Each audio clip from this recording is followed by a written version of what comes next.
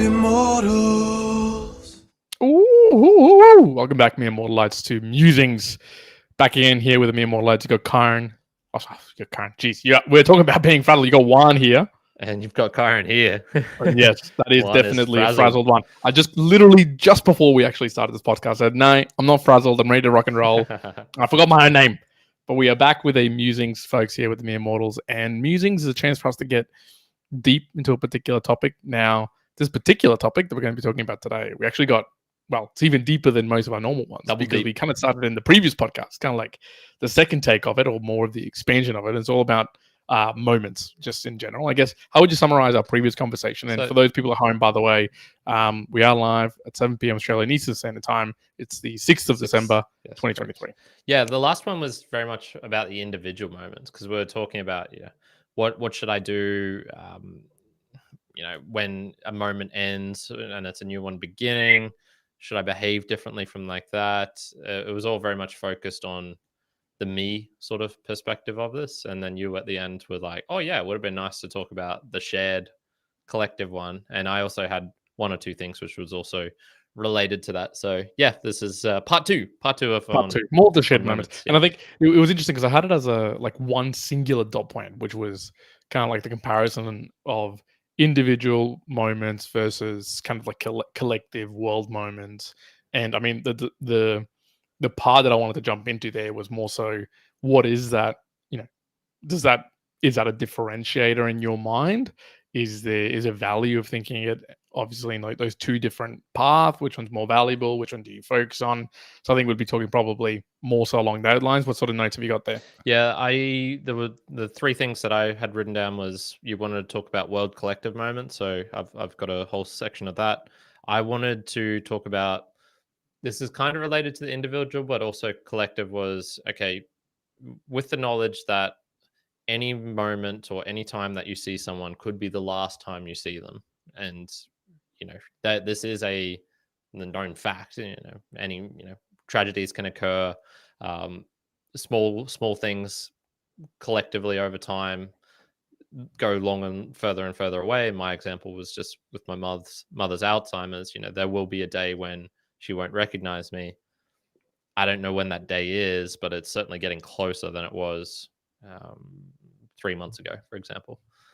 So I wanted to talk about that. And then you were talking about you can be in a group scenario or something like that, and you could do something which would make it better for everyone else, but then you're taking yourself out of the moment in a way. So you're sacrificing your own kind of living in the present to make it better for other people. So I think that was also... Yeah, and maybe let's start there because I'm curious about this one, because I think I want to develop this in my mind as I kind of talk it through as well. Have you noticed, or have you found as you've gotten older, so like say comparatively when you were teenager, let's just say, not like kid, but teenager, 16, 17, 18 years old, to now, have you progressed on the spectrum of going from more personal moments and caring and developing and experiencing the personal moments to more of a collective group that's more important than any personal optimization that you're finding? Has it been kind of neutral all the time?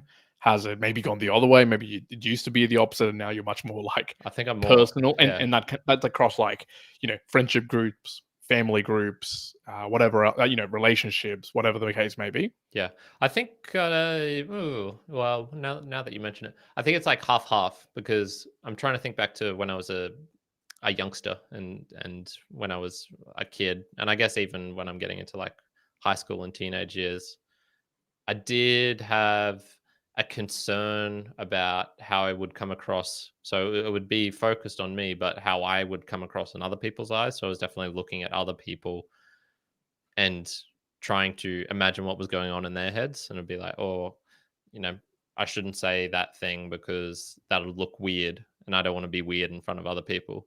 So I was thinking of others, but it was from this kind of weird, selfish perspective. Nowadays, I actually think I'm probably more individualist in some respects, where I'm less likely to do things just for the group. So I'm less likely to stay out past 11 p.m. to have drinks with anybody, really, because it just ruins my next day if I stay up until midnight, or Mm. no, because I do that every night. If I stay up until like 2 a.m. with drinks in my system, that sort of deal, that yeah, I don't have a tolerance for that anymore. So I'd say probably getting more towards the individualistic. Like I'm in it for myself, and I want to create memories that are good for me, and slightly sliding towards that. Yeah. Whereas I think maybe I'm kind of sliding towards the other way, where teenage years, maybe getting a little bit older, even through my 20s, there was very strong evidence of I'm optimizing for creating the memories for Juan. It's me. Like I'm the main timeline character. I want to see all the big things coming my way. If it was an outing and maybe there was a choice between going with the group that I was there present. In fact, I'll keep some names out, but I got like specific memory of being out with a group from work, and I had the option to continue down the path that they were experiencing the outing, or essentially just jump and go to another group and find another group and just chase around the particular night. And the path for me was, hey, the more exciting and fun and maybe more unknown, but maybe more twists and turns is that latter option. I just chose that, not even thinking really of the original group or whatever happened around that path. We're now, more so in friendship groups or with family. I think I'm leaning more towards the okay, what's the moment that I can experience that's better, overall as a group or as family or relationships collectively than so much as like optimally what for me is going to be the best memory. I don't know whether this has drastically changed. Realistically, I was going to say, like, is it because I've have a baby now? Nah, not really. I don't think that's been the differentiator, but there's been some progression across the board on that mentality. Because, and I wonder, do you think people listening to or hearing you say like, "Ooh, Karen's going to a more Ego. individualistic," doesn't really care about the I collective hate all feeling? of you. Is there No, I is don't. it I love bad or all of good? you. Do you think? Like, is there a bad or like? Can you actually say realistically, well, one's bad, one's good, the other one's good, the other one's bad, or is it just a choice? Yeah, I think I was having like this. I went to my parents' place last night, and my mum had gone to bed already, so I got a good chance to chat with my dad one on one, which I hadn't had for geez months now, maybe even longer. So it was really nice experience just being able to chat, like have a drink with him for 3 hours straight, and inevitably we got onto like pain, suffering. Part of it was just talking about mum, so and kind of the future. So it was kind of like centered on that, but we kind of wandered and meandered everywhere, and it was basically like we were just getting to the point where it's kind of our philosophies are pretty similar, probably because I grew up with him, so I'd taken a lot from him, and which was just like, like people do what they do, and there's the morality sense of this person's bad because they do this, or this person believes this. It's kind of like there's not much chucking on that. So if someone wants to be more selfish in that regard rather than focusing on a group, I'm kind of just like I don't see that as a moral thing that you can chuck at. One thing I did have a thought about though was when I went over to a friend's place recently, he recalled this moment, which was, I guess, like a collective shared moment, and it was one where it was just really short and sharp. He'd said something really funny in a class, and I'll repeat it this weekend in front of everyone, so I'm not just stealing it between you and me. But it was very much this shared collective moment, which I'd forgotten about, but he brought up, and I went, "Oh my god, yes! I like this is classic high school Mm, core memory sort of deal." And that's where I'm just like, you know what? That's where it would maybe be good to focus on something which is trying to create a memory that everyone has, because then they can bring it up 10, 20 years later, and it brings joy to everyone. Whereas mm. I created a whole bunch of things whilst traveling, which I remember in a very solo and particular for myself, but I can't share that with anyone, and so the joy is somewhat limited in a way. So that could be an argument for why you'd maybe And want some more shared type ones. true. So I definitely agree with that. Now it becomes, again, let's go to effective philosophy, and I think sometimes we don't talk about it so deeply there, but effectively, like, how do you put that into practice? Because I think in the individual sense. We talked about a lot of practices, journaling, trying to be in the moment, recognizing when things are happening, retrospective, futurespecting, all these sort of things. I think it becomes a lot harder though in a group. And it almost, I guess, in the first thing that comes to mind is, I don't know, does it feel like you're kind of missing being in the moment if you kind of consciously are like, oh, I'm in this big group together. Or I'm with my family, or you're with Yeah, your or partner, whatever. You're like, oh, I've got to make this you memorable. you whip out the phone so you can capture it. That is 100% taking you personally out of it. But then you've got a video potentially, and this is where it's kind of Mm, risky in some sense because you create a memory and it's just like you got photographic digital proof of it, but it's it's such a nothing burger that no one gives a shit. Yeah, I think there's trade-offs for doing that. I've started probably in the last year, unprompted by any goals or anything like that, but because our chances as high school friends to get together is becoming a lot more harder in some respects because now when we get opportunities, it's like everyone's going to come to it. Everyone's going to come to your place this Saturday because when is the next time we'll get that chance? It's pretty rare. So mm. it's kind of funny in a way where the lesser accessibility makes it more More needed. momentous. Yeah, more it's more likely to happen because Mm. it has to happen, sort of deal. And I suppose just with that, it's yeah, it can be a bit of a risky. Yeah. So what I was getting at was unprompted. I've started a list of my phone of just funny sayings. So someone will say something where everyone cracks up, and I'm like, Yeah. that goes in my phone, and I'll write a little context behind it, just enough for me to recall the memory. And there's the sort of thing that I think 5 years, 10 years down the line is, or maybe even more sooner, can pay some benefits of just making it better for a group collective and bringing more positivity and joy to the world or something like that. Yeah. Well, look, one aspect of trying to be like I'm putting to practice a couple of different things, and this is only in the parental lens, but I think maybe it'll kind of correlate to maybe like more familial moments, more family moments. So, at the moment with Vienna, I'm currently daily journaling. I do a lot of videos, and we sure as hell do a lot of photos, right? And at the moment, like we've been compiling these nice reels for like every month that she's been sort of like with us.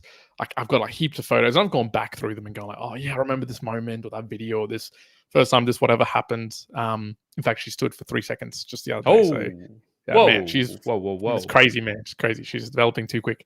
Let me at her, And so man. I will have her on her hands doing handstands. she's gonna be handstand walking in 8 months. Just one arming But it.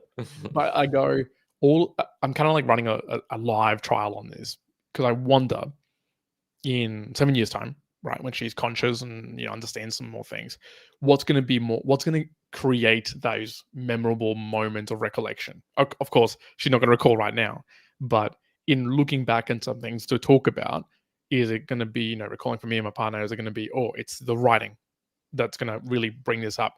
Or is it going to be a video? Or is it going to be a photo? Or is it going to be a collection of them? Or is it going to be something else? I And I think, I don't know. Like, I don't genuinely, I kind of have a feeling that probably videos and photos are going to be the thing that, call the most memories out or make something, cement the memorable moment. But you're right. The other day, we kind of went to a reservoirs nearby and I took a lot of photos and videos. But in the actual moment, I had to kind of be pulled away and not be in the moment and probably fully experience it. Now, luckily enough, we actually went there twice in the same day. And the first time I took all the photos and videos, and the second time we went with other people, and I actually got to be in the water, be with Vienna, and it was like a whole different experience. Like it was just really nice. So I had both of them. So I kind of go, well, what's going to be a better memory or a memorable moment? The one that I was fully into, or the one that I captured some, videos or things to then recollect for later. So Yeah, well, I don't know. It's a bit of a toss this up. the dilemma we're just at in this very moment in history. This point, I could see this being a non-issue in 5 years' time, where the Google Glass or your own personal little drone thing. I know it sounds silly, but of Mm, like, oh, you're going to record everything, but I think that's going to come, especially what I was reading from this book, the inevitable Kevin Kelly, in the book review I did on that, it just seems that is one thing I would kind of bank on. Just if you had the ability to just record everything 24/7, you're gonna do it. I think, and it's like easy and cheap. I think it's gonna happen. So at the moment we're just in that weird phase where there is a trade off. I was also gonna say, so my mum and dad, I think, did a relatively decent job of capturing photos and video, particularly videos from when I was a kid, because this was back in the day of, like camcorders, these massive, thick, chunky ones, and things like that. And to get them nowadays, they had to get it from cassette tape onto CD, and then now onto like digital file that I can keep in my hard drive. And Dad did all that effort, so he did a pretty good job. I remember almost nothing of those. The individual snippets that he's taken, and they were more things that were likely to be more momentous. A holiday up to Townsville, like final soccer game where I scored in, and that sort of thing. Nothing. I can see them. I know it's me, but I can't remember that from a first person point of view. And the big memories that really do stick in my head are, just ones where it's kind of completely random and unfair. One of my core, still remember it so vividly to this day, was going inside to ask my dad if he wants to go kick the soccer ball outside in the backyard with me, and him declining to go on his computer and work on this kind of video game project that he was working on in Yeah, I'd do that too if you were my kid. the late 90s. And if you looked at that, you'd be like, oh, what a terrible dad. And I think if he knew at the time that would become a core memory for me, like, of course he'd ditch it and come play out with me. But 90 and probably 99 times out of 100, he did go out and play with me. But that is the one that captured my head, which is just complete unfair example of my dad, and his parenting style. You hit on a good point, because let's just broaden this out now. I'm not just talking about, obviously, like the familial part of it all in terms of memorable moments. You can even expand this into business. So one of my mates who's started off a business, and you know what? He's doing really well with it. He's actually going really well with it. And one of the things he keeps coming back to me about in terms of we talking about it is he's surprised around how well people connect with him or express gratitude or happiness or joy in the fact that they're having this interaction and things are working in such a way. And as we're talking about this, I go, he's creating, at least at the very least, in that moment with the conversations with various people or the families, memorable moments.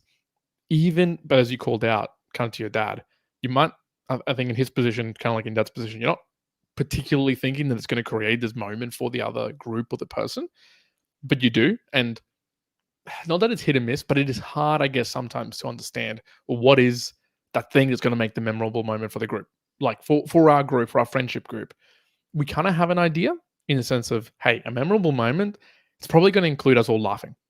It's probably going to include some sort of sporting or movement thing. That's generally what happens. Or us chilling out over food or something like that. That's generally where the memorable moments happen with us. That's, by the by. Yeah. It can be different. It won't be related to, so we've gone out to dinner quite a few times. It won't be related to the taste of the food at a particular place or anything like that. All that sort of goes by the wayside. Yeah, it's usually more a physical thing involving laughter. And I think it was just interesting to me to go, when it just becomes it's kind of easy to a point. It gets easy to become conscious of your own memorable moment or how to create memorable moments. I think as it stands right now, I think I'm fairly good, and you can become fairly good at finding the memorable moments in your life, and you can then reproduce that to know humanity or mere mortals well, and to be able to create memorable moments with various people. Shit, that's hard. Is it worth it, Karen? Is it worth becoming kind of like an expert, a master of mere mortals out there, so you can generate moments, like momentous moments with anyone at your choosing? Is that a superpower you would want? Nah, not. It would be maybe 10,000th on the list of superpowers. If I I was had going to to say, is it like in the rankings of, it's not very high. if you wanted to pass this on to, someone Like a else, would you say like heredity. it's kind of high, It's my medium, or hero, low? my hero academia, and it's my quirk. No, it's not. There's a whole lot of other things I'd put before that. You put it before And it. Yeah, yeah, yeah. I just I wouldn't put it at the highest, but I put it, in the medium. I think it's important, but again, I'm not. I don't think you have to get to such a point. yeah, especially if you're, I don't know, just the whole forcing thing of like it's almost like trying to coerce someone, like you're gonna remember this, like at pen point in, I've got a pen in my hand. You remember this thing, and what if they don't want to remember it? What if you're creating memories with a wife who turns into an ex-wife, and then it's like, oh shit, now I've just got all of these things in my head which are now tainted with the knowledge of what happened afterwards as well, which is another sort of aspect onto it. I mean, true if it ends up being like a really disastrous freaking like breakup and whatnot. But I can recognize of friends and partners in my past where, I go, obviously after time, and you go, yeah, like I'm glad, like, are you still glad that those things happen? You still recognize memorable moments, albeit, nothing has ever gone so disastrously that, you end up to a place where you're like, oh man, gee, I don't want to remember this ever again. So I went to a axe throwing today, and as a joke, I printed out a whole bunch of my of photos of myself. Just trying to see if I think I kept them in the room, but like here's a little example. This is actually a photo of Juan for those on the watching on the screen, and I printed out a bunch of these, and I was like, oh, this would be pretty funny if I bring them in and like we stick them on the board as well, and then it'll be like negative points or maybe extra points if you hit me as well. And the axe owner guy was like, like initially he's like kind of like backing off, or not the owner, the main staff dude there. And I was like, and he's like, oh, are these photos of you? I was like, yeah, they're just me. And he's like, oh, okay, that's cool, because people will go into those places and they'll have photos of like an ex-wife, and they're like, can I throw and like vent some rage on this? And it's like, nah, you can't do that, man. And apparently they had people from like Pepsi. He just said Pepsi, so I don't know if there's Pepsi headquarters here or some shit like that. And they came in and they wanted to put Coke, like a print up of like Coke, a big can of Coke, and throw it at it. And he's like, nah, you can't do that. So I wouldn't have thought that happens that often, that he's like, oh yeah, no, this happens like regularly. I don't know, man. He wasn't surprised to see that I brought photos, so I'm guessing people like cool. like me. I would have thought you would be like the first. I thought he was going to be like, oh, what are you doing? This is weird. Yeah, there you go. No, it happens all the time. I haven't brought my own pins in because I thought like, I'll have to stick them to the board somehow. And he's like, oh no, I've got double-sided tape for that. Here you go. So there you go. They're fully prepared. Yeah. Axe throwing places. You're ready to go. Yeah. I just want to jump probably into some of the Boostagram Lounge before we get into a more even broader topic of the moment. So once again, Boostagrams, folks, Bitcoin is booming. Juan did a good job, sold all his Bitcoin because he's had to go live his life. Well, he's still got the stuff in his Albi account, which he didn't send across to me. So that's correct. That's still, I actually realized, I was like, wait a minute, why would I be sending you those sats? It's just ridiculous. So what are you going to do with those? Are you going to get them on, like? I don't know. I actually forgot the password, so I've actually got to probably move it to another point. However, I was able to change the email, because I don't know if I actually told you, and I'll just broadly tell everyone, I put the wrong email on the Albi account. Okay. So I've never been able to access it until yesterday. I was actually able to access it.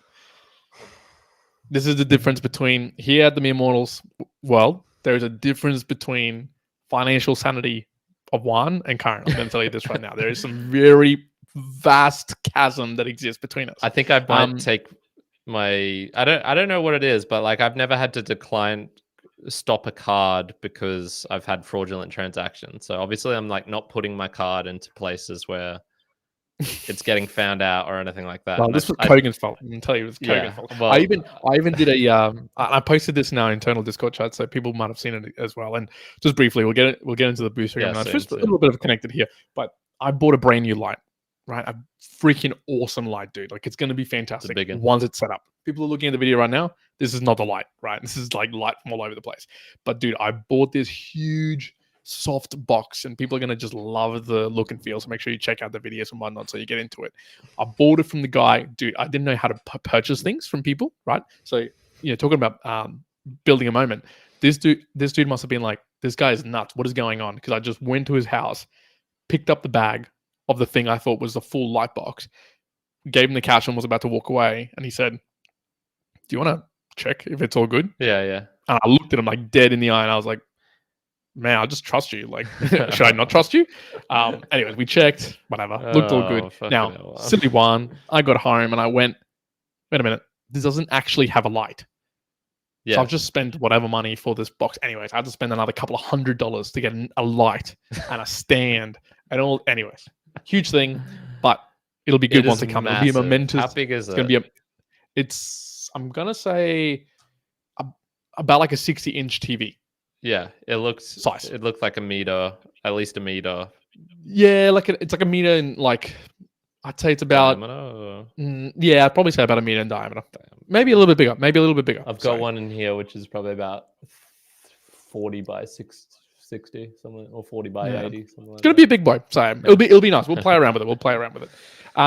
Now, Boostagram Lounge, folks. So we are operating in the world of Value for Value. Now, what does that mean? We're basically, as we're creating this podcast, sending you through some value. We're creating stuff, but we obviously need your support. And in the Boostagram Lounge, we kind of call out the people who are supporting us. People who are sending through a Boostagram, which is a message with some sats attached to it. And with Bitcoin going up, obviously we keep on really supporting and being happy with the people who are sending this through. We've got lots of ways you can actually try and send it through as well. We've created a page purely specifically to help you out on our website, mereimmortals.com/supporters. Oh no, did we say supporters or supporter? Because you keep on fucking it up, I've had to put support. It's support is the main one, but supporter and supporters will now forward to support. Karen's just I'm just like, shut up, Juan, don't add more. Yeah. support. You'll actually see how to do it all. But I might just go and read through those Boostagrams now. And again, it's a big call out in terms of the people who are supporting the podcast and allowing us to continue to put this together. Yeah. Honestly, without this, it pay for ones, soft boxes, and you're paying for the soft box. Now I'm paying that out of my own pocket. Now I believe I'm starting from, because I read through a couple of these earlier. How about I do one here? So the one that I've got is from Dave's? at Petar. No, I don't think so. So it should be going from the 29th of November at 8 p.m. onwards. So I've got one. So there is Dave's on the 30th of November. Okay, all right, sweet. Yeah, I must miss that one. So Dave, thank you for your regular continuing support. He's very much very much appreciated. 12,112 sats send using Cron. So Dave, big rush boost. The boost for the Meme Online Nation, always appreciated. I get this one here from Petar, which is this is an addition because we haven't called it out really properly. I'll say it at the end of this, but the tally board and the leaderboard and things like that.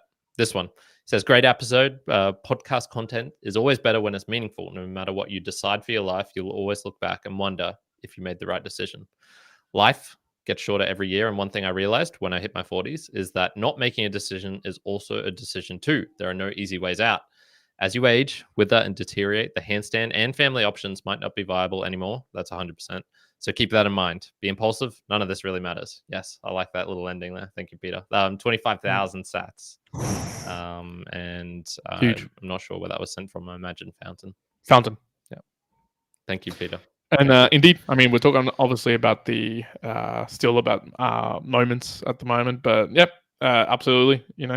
There's decisions. And I mean, I'm finding this right now. There's a lot of decisions that I'm having to make that it's in the moment, that it's maybe, again, not optimizing for things that I thought in the past I was. Fitness, learnings, you name it. And that's because there's other things which are going to go away. Like if I don't take advantage of them now, they are going to go away. And there's also there's two things. There's kind of like there's the importance level, and there's a severity level of things. And I could position learning and curiosity at the same importance level of caring for friends, for sure.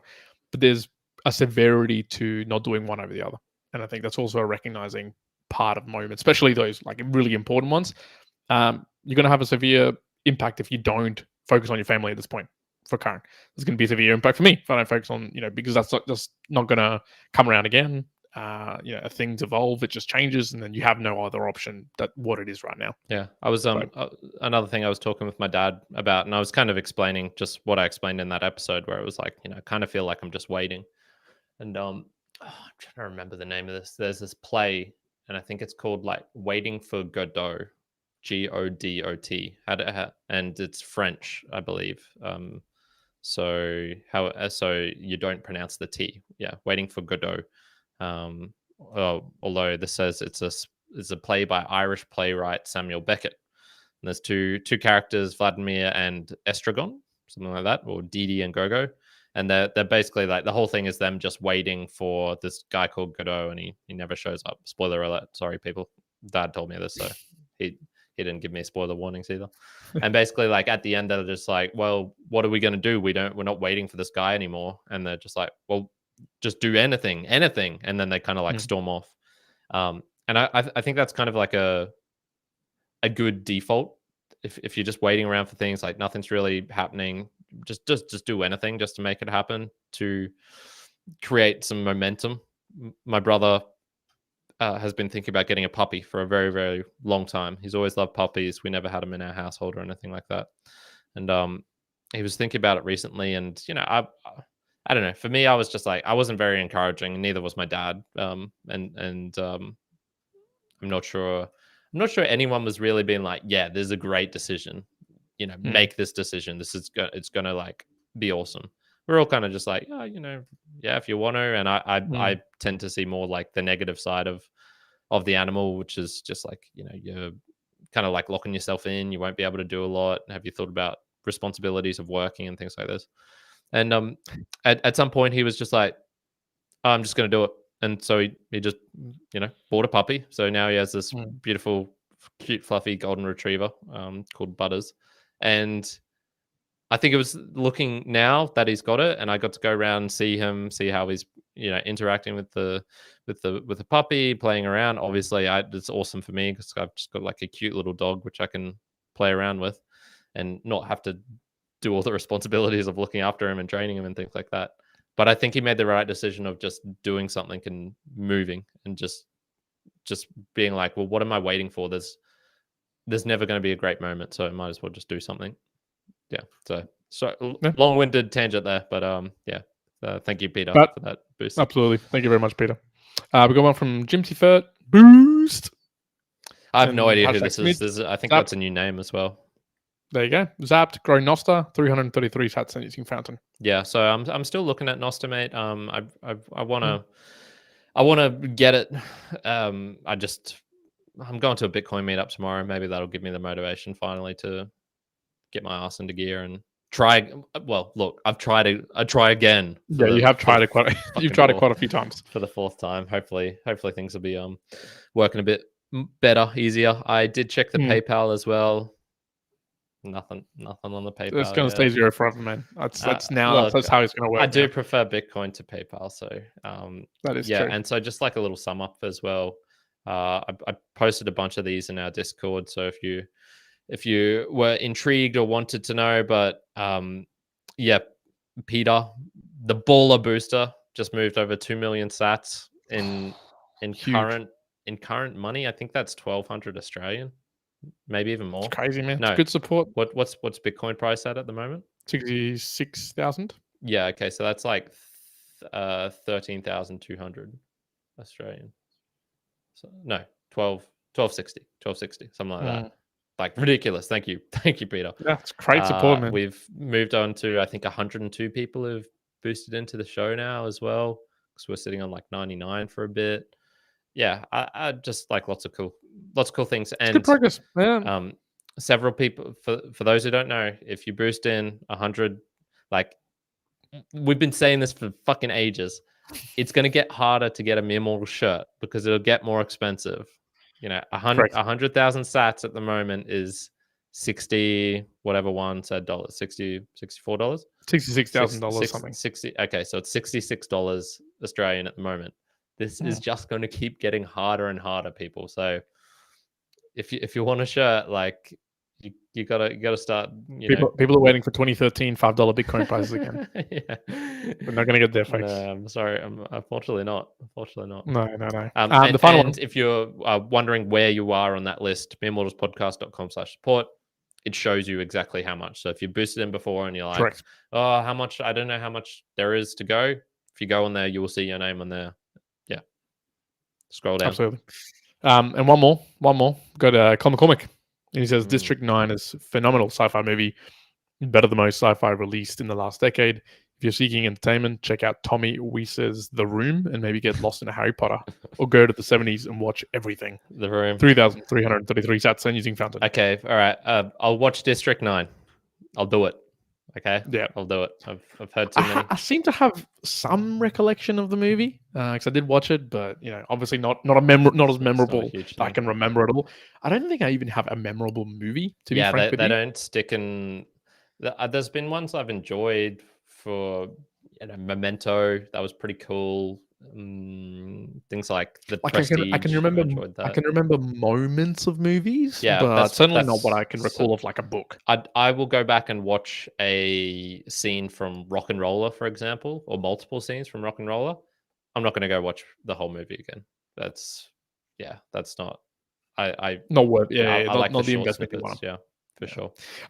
Just quickly though, I think again you've already kind of summarized it, but for people who are supporting us, who continue to do so, over the 102 people who support it, in all its variations, it is amazing. It's what we need, and we do this so that we don't have to put any advertising, we don't have to put anything of that. We can be trying to deliver as much value to you, and then just the value that you get, obviously returned back to us. Yep, and that will continue. We've had like a little mini break, and we still received a lot of support over these last month or two. So thank you. But I think we'll be getting back to kind of like conversations again, probably January. The book reviews. Cole's. Oh man, it's going to be wild. Cole's folks, doing some real cool there's stuff. So much coming on in the January period. It's going to be out of control. I'm going to start the Value for Value show up again. I think probably mid-ish January. So there's a Monday, the spot that I want to do it. I'm going to help my dad take mum to the hospital on that day. So probably the Monday after that. So that'll be like about mid-January, something like that. So yes, lots of things coming. Just a little bit of a tease there. It'll be a delayed Christmas present for everyone. Absolutely. Now, I wanted to ask you this, and I don't know if this is going to be anticlimactic, because I don't know how big or small this conversation piece is going to be. But is it okay? How do I word it better? There's the moments of life of you and me, and the things that happen and that get accomplished from a little baby, or you run, or you get a new handstand PB. Okay, all memorable moments. And we talked about the individual. How important, if anything, or even to the point that you get rid of like the moments of you to the moment of the world happenings, the things that are happening around us. So, right now, 6th of December, 2023, maybe one of the most memorable things that are happening from a worldwide perspective is the issues between Israel and Palestine, right? In the past, there was COVID. In the past, it was something else. I wouldn't put Israel and Palestine in that same level. Of COVID. No, I wrote down 3 world collective moments. I don't think the subsistent farmer in Africa really knows nor cares about what's going on with Israel Palestine. I put 3 things which I think would have affected almost everyone. 9/11, GFC, and COVID for us, and that's just in our lifetimes. Those are the 3 things that I think would have affected almost everyone. Russia, Ukraine, all the mini wars that have been going on over that whole time period. I don't think have had that much, but those 3 I would put as world moments. Well, okay, so let's say, yep, agree. So let's say there's those, like, say, 3 big things that have happened in the last couple of decades, but I also want to include things like Russia, Ukraine, things like Palestine, things like choose whatever you want to choose of the other ones.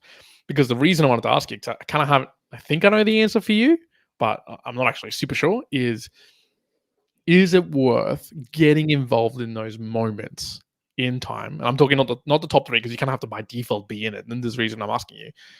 You know, is it actually at all worth it getting involved in these what may be perceived as memorable moments in the world, over above moments that you're trying to optimize for yourself at all? If you enjoy it and it's entertainment, because the only other aspect then would be moments for yourself are if you are in that conflict yourself, so you are having an actual effect on it because you're literally there as part of it. Australians here, there's nothing for the vast bulk of us. I'm sure maybe a couple of people have gone to fight there. I don't know what the Australian army does, if we've sent troops there or not, that sort of thing. So I would say if it's for entertainment purposes and you enjoy it and it's adding to your life, like it's good, then yes, then sure, yeah. Maybe you can relate to that in 10, 20 years and be like, yeah, I had a lot of fun trolling online about Israel Palestine. Maybe I don't know, but yeah, I guess I kind of, I don't know. So I've got some people who I've seen personally, obviously through social profiles and other ways, where they've become really, really, really, really engaged in the conversation in whichever way, right? Or I see people posting on really famous social media profiles like, hey, support this side, got to talk about this side. And the amount of podcasts and the amount of things that are out there, it's ridiculous. There's so much info. And I go, is that one of these memorable moments where you're going to be benefiting or supporting the worldview and getting really stuck into it over and above like personal things that you're maybe dealing with? What I mean, like, say for us as an example, is are we going to say no go train because we'll spend that extra time to be more part of that memorable moment of the world? My answer is no. Yeah, I'm not going to do that. Yeah, same for me. Absolutely not. But in something like then the top ones, the things that always like is going to impact you no matter what, or people who have existed and who in the future, I'm sure there are going to be other things like this, COVID, 9/11, whatever else may be. Those ones that every single person are going to be affected somewhat. Would you go, oh, okay, I'll have to lean in some way to be part of this memorable moment, or would you still try to push back to say, I'll try to still separate myself away from this humongous memorable moment? No, because those things just happened. Everyone remembers where they were 9/11, even here in Australia, which is pretty ridiculous because it just got plastered over all of our TVs, ruining my morning of Dragon Ball Z. Unbelievable. A joke, obviously. So I that required no effort on my part. That kind of like just happened to me. COVID as well. Going out to the supermarket one day where everyone's kind of like a bit on edge, and the lady behind me is like getting angry at me because I'm not putting my things on fast enough. That's sort of like, okay, well, what's going on here? This is something completely different. Once again, I think these things just happen. You don't necessarily need to be active in it unless you want to, unless you get joy from it and it improves your life. I don't know. Politics is just so stupid. It's just so, I see Lex Friedman, for example, brilliant mind, great communicator with his, the reason he got very popular was because he had cool science guests on and cool people on. And I don't know, it seems like half of his episodes nowadays are politics. And I sometimes see like a tweet of his and it's about politics or left versus right. And I'm just like, there's another one lost, another bright mind lost to the endless shit cycle that is politics. I don't know. That's kind of how I feel about those ones. Yeah, I feel like I've been consuming a little bit less of Lex. I've just been listening to maybe like very, very selective. So I haven't seen really fully what's been going on. My last question is just around memorable moments as well, but obviously talk through any more points you've got as well. Was I going to ask you, is there a more broader, worldwide, collective, memorable moment that you see in the next 5-10 years that maybe other people don't see? Like, is there a moment in time that you think is coming that people should be almost at the ready, waiting for it, and kind of accept it, get value it more than what it is, either in your own world that you're seeing, or just something obvious is coming in the future, or that you look forward to? Oh, man, I feel it could be one of those technological ones where something can really, live streaming the first uh, brain transplant or some shit like that. Half of someone's brain gets like cut off or blown off or something, and we get a electronic brain transplant, and we get to live stream that and see someone who was comatose become normal again, or fully functioning. That maybe something like that, where it's a complete revolutionary breakthrough. I don't know if that's really feasible in terms of one person doing it. Maybe an AI sort of thing, which is just like it comes alive and it sends a message to everyone's phone, just being like, "Yo, I'm here.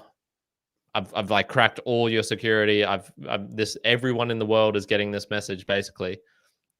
Something like that.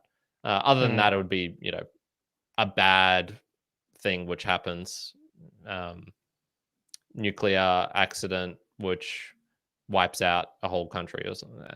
Something like that. mm, The I'm reading this book at the moment called The Three Body Problem, and it's kind of this sci-fi book, and they have this. It's kind of leading up to if aliens contacted humanity, what would happen, and how would we respond to that? And or that's part of the book, I guess. And there's these kind of one of the camps in there is basically saying like it will just magnify the differences between humans, and instead of having like this momentous occasion of, oh my god, aliens are contacting us, we're like, why are we fighting, why are we having wars against each other, we're just a small speck in this cosmic thing. We're identical. Me and the Palestinians, we're identical, and the Israelis, in comparison to this alien force or something like that. mm. Kumbaya, everyone holds hands and things like that. And the argument in the book is like, nah, we're just gonna. It will make things even worse. It will cause more strife. It'll cause more divides and things like this. So whatever it is, I don't think it'll be a unifying moment, to be honest. If there's a world, I'm just trying to think like, has there been a world collective moment where we've all gotten together and been like, yeah, this is good. Like this, it brings us all closer together, or are they all kind of just going to be like a GFC, COVID, 9/11 thing where it just causes more animosity and maybe Or not more even grief and more animosity, issues. but yeah, just a parting. Yeah, I don't know. Mm. What about you? What do you think about that? Well, I was thinking about Bitcoin or some other sort of currency or some other form of valuation, and trying to think about value. But honestly, I think the thing that maybe I feel like is going to happen, and maybe it's just going to be one of those like slow growth, and then something big will happen, is some sort of like fracturing or fragmentation of a really large fiat currency country. In the sense, I'm not talking about Bitcoin succeeding or Bitcoin becoming whatever. Doesn't have to be Bitcoin, could be something else, whatever. But I feel like there's going to be this momentous moment, at least in our lifetimes, I feel, where something large and unsatisfactory is going to happen in terms of just currency and the existing economic cycles that are across some of the larger players in the world. Maybe it'll feel slow, maybe it won't. I have a feeling though that there'll be this momentous moment where people go like, "Fuck, this doesn't actually make sense. What is going on?" And almost like a level of rebelling and everything else. Which I guess what I'm really interested. Obviously, when you go El Salvador, it'll be interesting to see how people are operating in such a world, because I feel like there's going to be this like large transition in some country out there where maybe we don't expect, which is like could be easy to say USA, it might be somewhere else where it's just like there's like an almost financial uprising of middle and lower tiers, where it's like, hey, I'm sick of this segregation between elite and the powerful, because the separation is just going to keep going more and more and more, right? And I don't think it's necessarily going to be something that people want to stop, because between the people who have and have not, the haves don't want to really give to the whatnot all that much. It's just like a separation that exists. And so, Juan's going. yeah.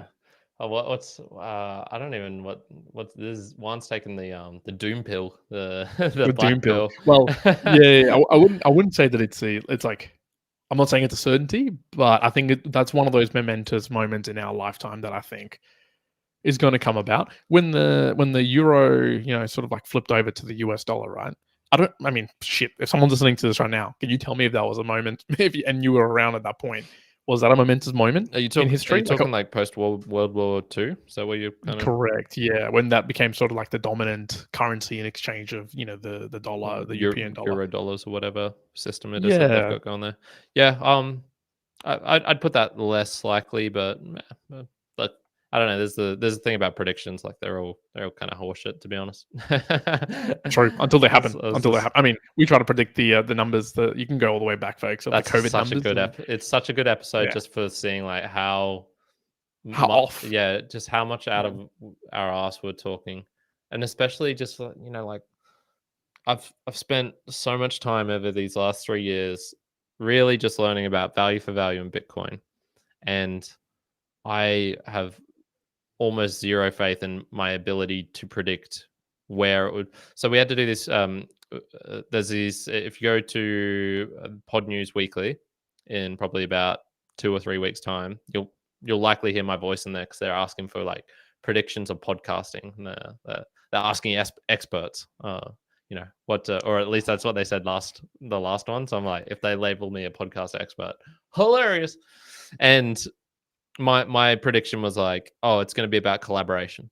It's that's I think that's what podcasting is really going to this next year. You'll see podcasts of book reviews and voice actors working together, i.e., what I'm doing with Cole at this very moment, and integrating music with that together, which I kind of also want to do, and stop change up our intro music to something that is a value for value musician, and maybe put them in as like a 1% split, or I don't know if it's even possible to do like a 0.5% split or something, and just support out someone in that way. Just do something which is kind of cool and new. And man, like, how much faith do I have in that prediction? It's just like the first thing that came to my head. I think it'll happen at some stage, but putting timelines on it, putting more certainty, it's kind of like the general direction. What I actually liked about this the Inevitable book was he didn't give any timelines on. I don't think maybe once he said 50 years in the future, but all of these predictions he comes up with of what's going to be the next, what the world would look like, and he's creates this big vision of everyone's journaling or everyone's sharing or there's screens everywhere, and he'll say about how he imagines people could do this.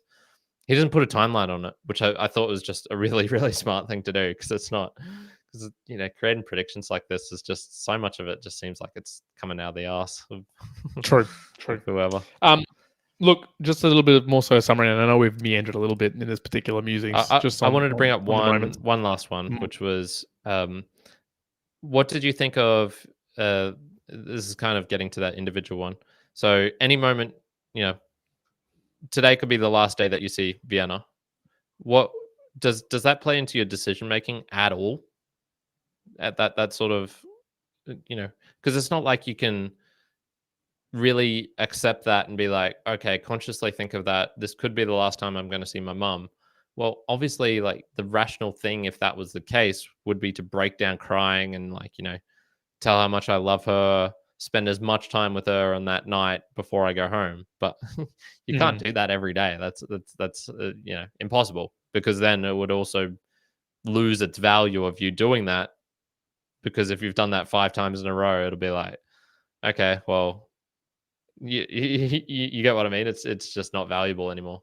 So I just thought that was a interesting aspect from the last one we didn't cover upon. Do you take that into account at all in your day-to-day? I think if in the directness of it, maybe like 10%, 5%. It's not in the sense of you do absolutely everything you possibly can to spend the most time with them, over and above anything else. If you were like 100% certain of they're going to not be there the next day. Yeah. Okay, well, of course, you change the way you're doing things, but I guess in a way, I go, well, what's the probability? Sure, there's a probability there, but It's there's so low, the probability well, and of it's also so low, but you also have to be operating on a day-to-day basis so that you're not truly upset or disgusted, maybe might be the better word, with yourself on the way that you lead your life. Sure, if someone passes away that's close to you or not there anymore for whatever reason, it could just be, you just lose a friendship and you could have connected with them, you didn't, and they got away.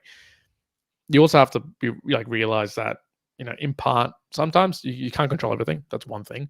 Two, if you're operating your life not exactly, and I don't like the saying of it's your last day on earth, but you're just doing the things that you would continue to do almost no matter what. Then you can't realistically change that. Would I go, oh, I'm not going to train anymore just so I can be those extra hour at home all the time to be there? No, that doesn't make any sense, because I then become a better human for going and doing that and making more of the time that I'm actually with her. So there's twos and fro's to that as well. So I kind of go, look, very definitely not as much as I think your equivalency is in terms of making the most of the time that you've got remaining.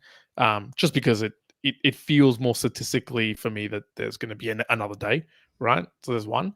But you're actually reading the Daily Dad, and I think Ryan Holiday's today's or yesterday's point was that very thing about, hey, I mean, there's a bit extreme, but it's like when you put them to bed and you're saying, I know that you could be dead by the time the morning comes. I'm like, whoa, shit, bruh, fucking trying to kill them or something. But I get it. Like, it's in some part you have to realize that, but in other ways you just have to be real with the world, right? That doesn't always happen, so it's okay to not lead that be your 100% thing that leads you to your actions. Yeah. That was kind of my takeaway as well. Just a bit of critical analysis. An elderly loved one is way more at risk than a small baby, unless it's a baby with cancer and your elderly loved one is doing half marathons or something like that. So exactly. Yeah. There's that. Here's sort of what I learned with just moments overall, right? Individual moments sometimes can be hard, but you can build up to the fact of how to track it and how to recall them and make them happen and whatever else. But in the more broader context with other humans in groups, in relationships, in the whole world, I think you kind of have to balance the levels of I just don't care. Like, I don't care of creating a giant memory with all of Brisbane. Like, that's not going to happen. I'm not in any way, shape, or form trying to create that. That'll happen in 9 years' time. Olympics. 9 years time. Why that exactly? Olympics, bro. Oh, in terms of the Olympics, yeah, I reckon something like that'll happen for Brisbane. Yeah. Maybe so, but I'm not in the state of mind of like, oh yeah, 9 years. Like, well, how gonna? No, it's not gonna happen. It's not gonna be a thing. But what I would say is that as a circle gets tighter, friendship groups, relationships, but even here is a clear example. Just someone else, like a random person. I think it's actually really easy to make a memorable moment for somebody else. Really easy, and it doesn't take too much extra of your time. So I did this when I used to be single, right? And I think I've told you about this sometimes. I remember one time I was at a bar, right? It was in a work event too. And I remember I was talking to friends about whatever, approaching people and whatever else. And I said, watch this. And every person that I found, like, there could be someone who, it wasn't that I wanted to like really proceed anything with them. It was more so, hey, I want to have a conversation with them and let me show you how you can make a memorable moment. And it was everyone who had really interesting earrings. I remember. It was someone who I wanted to talk to. I basically would stop. I go, hey, those are phenomenal earrings. Blah, blah, talk about them. And you'd have a conversation. And I'm not saying that that's what made a memorable moment in their night, but it can be as simple as that in terms of a conversation point. Now, just elevate that a little bit, whether it's, a random person, someone you work with, whatever else. It's either the extra niceness or the extra effort that honestly, it's like whatever. The value for like the extra effort for us is not much. For you, me and Modelites, it's not that much. But you can make it like a pretty significant, momentous occasion for somebody else. Now, here's a very realistic example. I mentioned a friend of mine running the business. There's one particular family who is sort of supporting the little girls. Not very well. Who knows how long she's got left to live in terms of this sort of support care nature. Now, the funding that comes in through that model, it's great. It's good money. And one of the things that, doing through the company is getting them a holiday, basically, for Christmas time. buying the whole family a holiday so they can stay for 3 days at a particular location. I won't give that away. So for them to be able to really enjoy themselves and get that cheer. Now, from a effort, not much, right? From the value of the cost of it, honestly, as a business structure, dude, not much either. Like, it doesn't really cost that much extra when you talk about it in the whole context. The level of value and the memorable moment that's being created for that family and for that individual, huge, huge. And I kind of go, there's often maybe unseen ways that in our world you can make really memorable moments for other people that I think I'll find joy in finding more of them, but in tight circles, not in giant circles. Yeah. So you'll never be, I don't harder. think you'll ever see me trying to find, in fact, I'm talking to you, mere mortalites listening to this podcast. I don't think I'll ever be one person. I'm going to make it a really memorable moment or a memorable thing for every single people that's ever listened. No, but maybe for like a core group of like really cool listeners. Okay, I'd want to make memorable moments for those folks. Because I think I'm better at that level. Juan's going to fly us all to Fiji, mere mortals. He's already called it out. Fiji. There you go. There you go. For everyone who gets a 10 million sats sent through, we're all going to Fiji. That's the call out. The other thing I was going to ask was like, so you see girls with wearing boring earrings. Do you like just spit in their face or something? Be like, shitty. Didn't even talk. Yeah, no, it had to be a minimum level of quality of the earrings. Oh, that's funny. All right, my little summary was. I honestly, I don't spend too much time thinking about this in the group collective, the individual. I brought up the topic, so I must have been thinking about it. But yeah, when it comes to group things like this, it doesn't really play on my mind or play through my mind that often. Probably because I don't actually attach too much to groups, even high school friends. I mean, even to a certain extent, family. I feel a slight detachment from that. I can use like some logical reasonings to just take myself outside of it in some ways, which I think helps get away from a lot of things. Like, don't have to decide, but I wouldn't say I follow the mob mentality in many things, because I've got like a whole bunch of different groups. So if the Bitcoin group says this thing and then that's opposed to the general vibe of the handstand group, I'll have to investigate that random thing. And so in that respect, in many ways, I'm not a team player. Like I'm a people pleaser for individuals, but I'm not a group pleaser. Like I really don't care if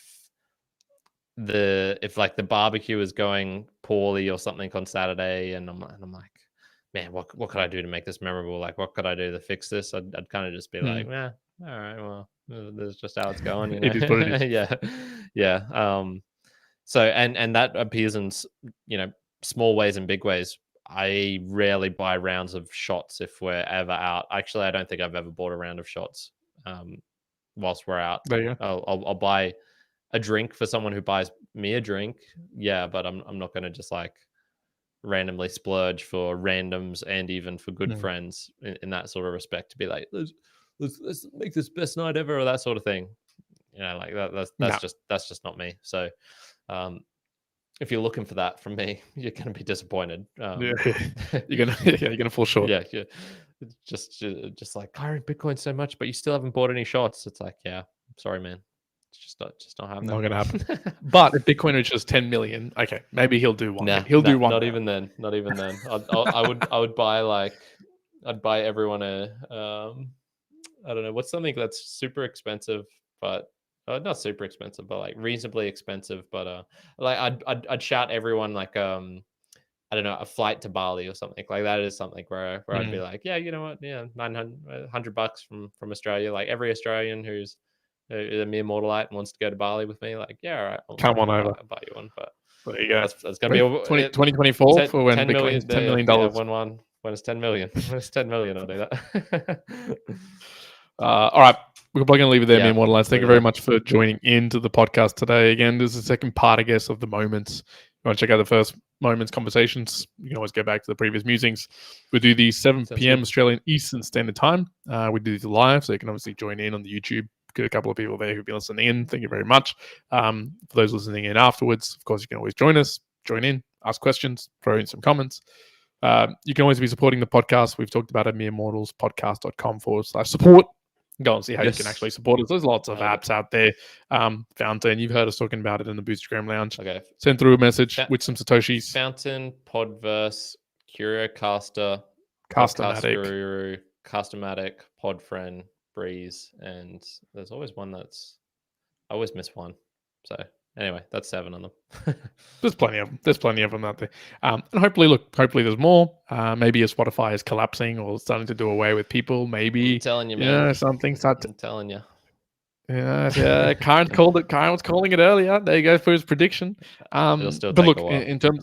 in terms of moments, I don't know if you've got a particular idea for a topic for the next week. I don't. I was thinking that just before. I was like, nah, nothing comes to mind. Or we'll figure it out. We'll figure something out. Something. So for now, folks, we'll leave it there. Thank you very much for joining. And once again, make sure you're making some memorable moments. If you need to make any, go back and listen to every single episode of the Mere Mortals podcast. Can do that.